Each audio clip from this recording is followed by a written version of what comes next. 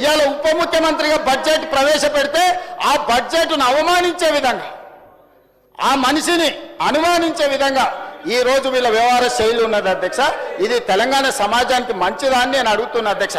అదే కాదు అధ్యక్ష, ఈరోజు నేను తమరి ద్వారా చెప్పదలుచుకున్నా, బట్టి విక్రమార్క గారు, దామోదర రాజనరసింహ గారు, వివేక్ వెంకటస్వామి గారు, అడ్లూరి లక్ష్మణ్ గారు, ధనసరి సీత అనసూయ సీతక్క గారు, రామచంద్ర నాయక్ గారు, వేముల వీరేశం గారు, అద్దంకి దయాకర్ గారు, ఇట్లా నేను చెప్పుకుంటూ వెళ్తే ఎంతమంది దళితులకి ఈరోజు ప్రభుత్వంలో అవకాశం వచ్చింది అధ్యక్ష.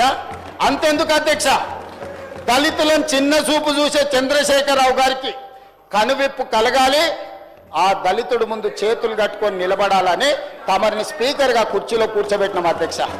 ప్రతి క్షణం ఏ దళితులనైతే చంద్రశేఖరరావు గారు వారి పార్టీ అవమానించిందో ఆ దళితుడు ముందు నాకు మైకు కావాలి, మీరు కరుణించండి, మీరు దయ చూపండి, ఇన్నాళ్ళు నేను చేసిన పాపాలకు ఈనాడు శిక్ష అనుభవిస్తున్నానని మీ ముందల చేతులు కట్టుకునే విధంగా మిమ్మల్ని ఈరోజు స్పీకర్గా మా ఎమ్మెల్యేలందరూ మా పార్టీ తమరిని ఆ కుర్చీలో కూర్చోబెట్టారు అధ్యక్ష.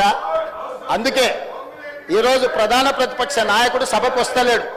ఎందుకంటే ఒక దళితుడు ముందు నిలబడి నేను మైక్ అడగాలనా, ఒక దళితుడు పైన కూర్చుంటే నేను కింద కూర్చోవాలనా, దొరబిడ్డనై ఉండి దళితుడు ముందు కింద కూర్చోవడం ఏంది అని ఈరోజు సభకు రావడం లేదు. అది వారి విజ్ఞత, అది వారి ఆలోచన. పోని ఆయనకు అహంకారం ఉంది, వయసు మీద పడ్డది, లేకపోతే మనకంటే వయసులో పెద్దోడు అని ఆయనను కొన్ని విషయాలలో మనము చూసి చూడనట్టు ఉన్నా వీళ్ళకేం పోయే కాలం అధ్యక్ష, ఏం పోయే కాలం. ఇవాళ ఒకటే చెప్పదలుచుకున్నా, బట్టి విక్రమార్క గారు, అడ్లూరి లక్ష్మణ్ గారు, లేకపోతే వివేక్ గారు, లేకపోతే మా అన్న దామన్న గారు, రామచంద్ర నాయక్ గారు, లేకపోతే వేముల వీరేశం గారు, అద్దంకి దయాకర్కు మేమిస్తే వాళ్ళు ఎవరికి ఇచ్చారు అధ్యక్ష? చంద్రశేఖరరావు గారు, హరీష్ రావు గారు, రామారావు గారు, దయాకర్ రావు గారు, వినోద్ రావు గారు, కవితారావు గారు, సంతోష్ రావు గారు, ఇవన్నీ పుణ్యానికి నామినేటెడ్ పోస్టులు అధ్యక్ష. ఎన్నికల్లో నిలబడి గెలిచొచ్చాడు గురించి నేను మాట్లాడదలుచుకోలే. కానీ ప్రభుత్వ పెద్దగా అధినేతగా, పార్టీ అధినేతగా పెద్దగా నిర్ణయాలు చేసేటప్పుడు ఓ దామోదరరావుకు రాజ్యసభ ఇస్తాడు, ఓ సంతోష్ రావుకు రాజ్యసభ ఇస్తాడు, ఓ వినోద్ రావుకు ఓడిపోతే ప్లానింగ్ కమిషన్ వైస్ చైర్మన్ ఇస్తాడు. వీళ్ళు నలుగురు మంత్రులు ఇదే సభలో చంద్రశేఖరరావు, హరీష్ రావు, తారక రామారావు, దయాకర్ రావు మంత్రులుగా ఉంటే అటువైపున అట్లుంటే ఇటువైపున బట్టి విక్రమార్క దళిత్, దామోదర్ రాజనరసింహ దళిత్, వివేక్ వెంకటస్వామి దళిత్, అడ్లూరి లక్ష్మణ్ దళిత్, వేముల వీరేశం దళిత్, ధనసరి అనసూయ సీతక్క ఆదివాసి, అదేవిధంగా రామచంద్ర నాయక్ లంబాడ, అద్దంకి దయాకర్ దళిత్. మా టీం చూడండి, వాళ్ళ టీం చూడండి అధ్యక్ష. ఇది నీతి జాతి.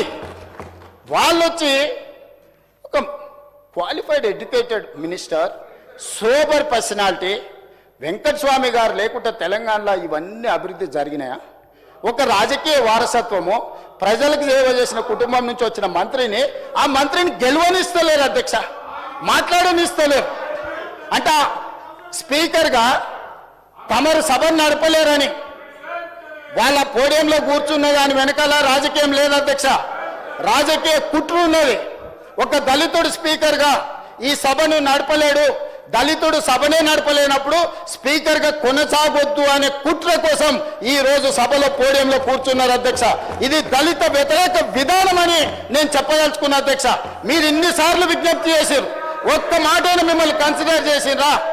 ఎన్నిసార్లు హరీష్ రావు మైక్ అడిగితే మీరు అన్నిసార్లు మైక్ ఇచ్చిండ్రు అధ్యక్ష?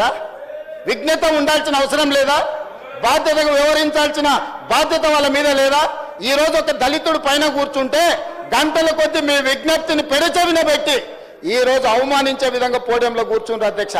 అంటే వాళ్ళ ఆలోచన ఒక్కటే, స్పీకర్గా దళితుడు ఈ సభను నడపలేడు, స్పీకర్గా దళితుడు ఉండొద్దు. ఆర్థిక మంత్రిగా, ఉప ముఖ్యమంత్రిగా ఈ రోజు అతను ఫెయిల్ అయిండు అంటే ఒక దళితుడు ఆర్థిక మంత్రిగా, ఉప ముఖ్యమంత్రిగా ఉండొద్దు. ఇది వాళ్ళ విధానం. మైనింగ్ విషయంలో వివేక్ వెంకటస్వామి ఒక దళితుడు మంత్రిగా ఉంటే అతను దళితుడు మంత్రిగా ఉండడానికి వీల్లేదు అని ఈరోజు కుట్రపూరితమైన రాజకీయ కక్ష, జాతి వివక్ష, కుల వివక్షతోని ఈరోజు కులాన్ని అవమానించే విధంగా వాళ్ళ కులమే గొప్పది, మనమేమో చెప్పులు కుట్టుకోవాలి, చేపలు పట్టుకోవాలి, గొర్రెల్ని పెంచుకోవాలి, పందులను కాసుకోవాలి, ఇవి మనకిస్తారంట. మనం చెట్లు గీసుకోవాలి, లేకపోతే ఈ పనులు మనం చేస్తే వాళ్ళేమో రాజ్యాలు వెళ్తారంట. రాజ్యాలు వెళ్ళడం వాళ్ళ హక్కు అంట. చెప్పులు కుట్టుకోవడం, చేపలు పట్టుకోవడం, గొర్రెల్ని పెంచుకోవడం, పందులను కాసుకోవడం మన బాధ్యత అంట అధ్యక్ష. ఇది వాళ్ళ విధానం.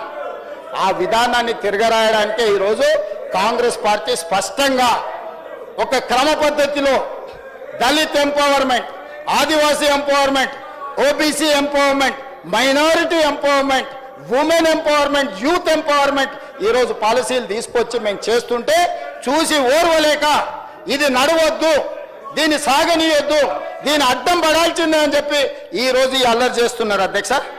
ఇంకొక మాట అడగదలుచుకున్నా. అక్కడ ఒక మిత్రుడు ఉన్నాడు, నాకు కూడా మిత్రుడే. 2014లో మేము అందరం కలిసి 2014లో మేము అందరం కలిసి ఎమ్మెల్యేలు గెలిచినాం. రోజు పొద్దున వచ్చి మాట్లాడేది ఏందన్న పరిస్థితి అని. ఏదున్నా నిలబడి కొట్లాడదాం, కష్టపడదాం, మంచి రోజులు వస్తాయని చెప్పిన. కానీ ఒత్తిడికో భయానికో ఆ రోజు 2014లో తెలుగుదేశంలో గెలిచిన 12 మంది ఆ పార్టీలోకి పోయిన, ఒకరి తర్వాత ఒకరు, అందరు కలిసి పోలే.